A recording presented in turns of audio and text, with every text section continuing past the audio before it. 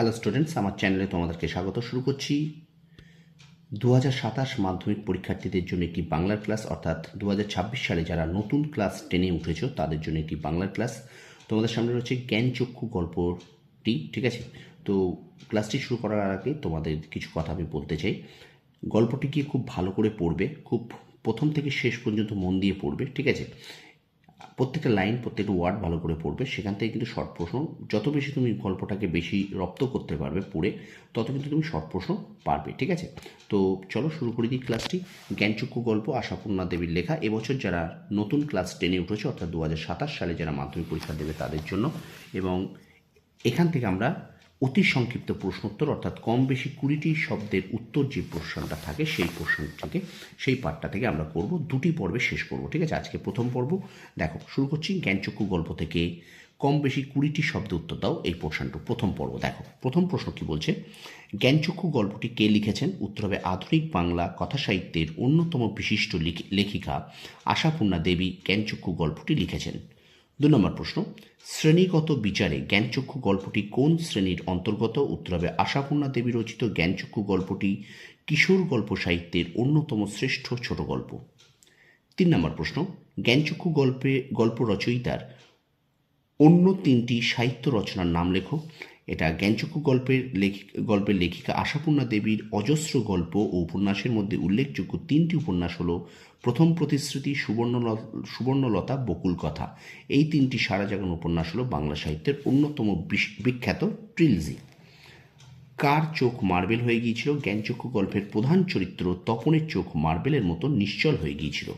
পরের প্রশ্ন, কথাটা শুনে তপনের চোখ মার্বেল হয়ে গেল। কোন কথা শুনে তপনের চোখ মার্বেল হয়ে গেল?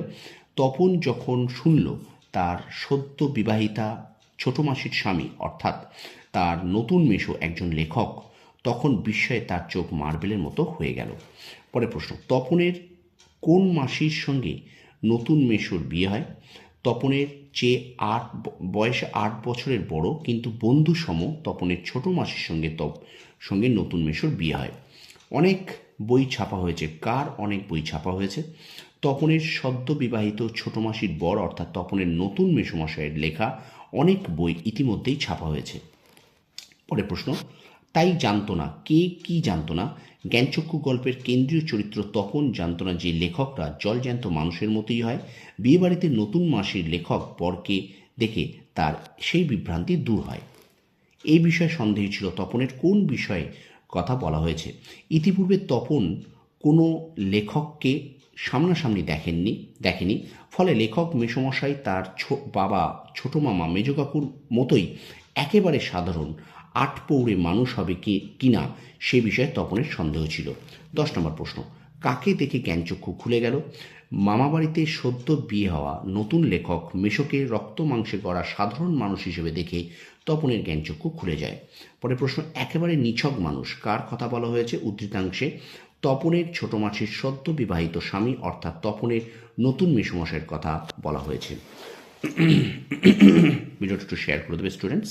পরের প্রশ্ন দেখো, তপন মামার বাড়িতে কেন এসেছিল? গ্রীষ্মের ছুটির অবকাশে ছোট মাসির বিয়ে উপলক্ষে তপন মামা বাড়িতে এসেছিল।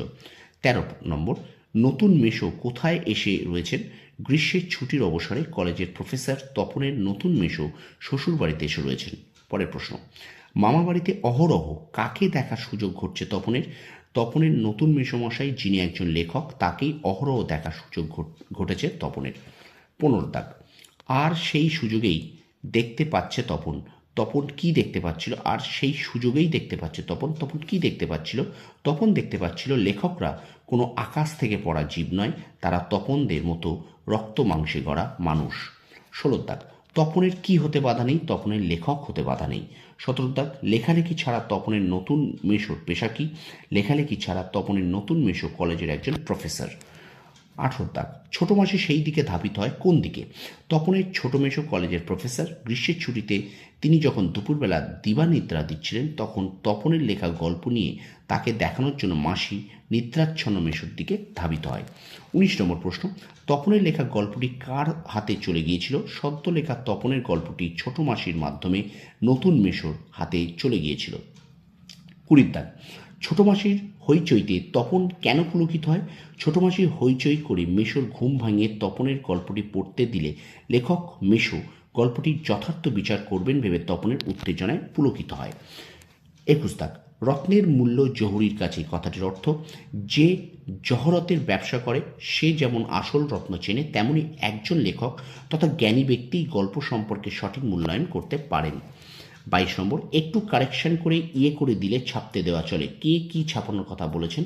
জ্ঞানচক্ষু গল্পে বর্ণিত তপনের ছোট মেশো তপনের বিদ্যালয়ে ভর্তি হওয়া অনুভূতি ও অভিজ্ঞতা নিয়ে লেখা গল্পটি ছাপানোর কথা বলেছেন।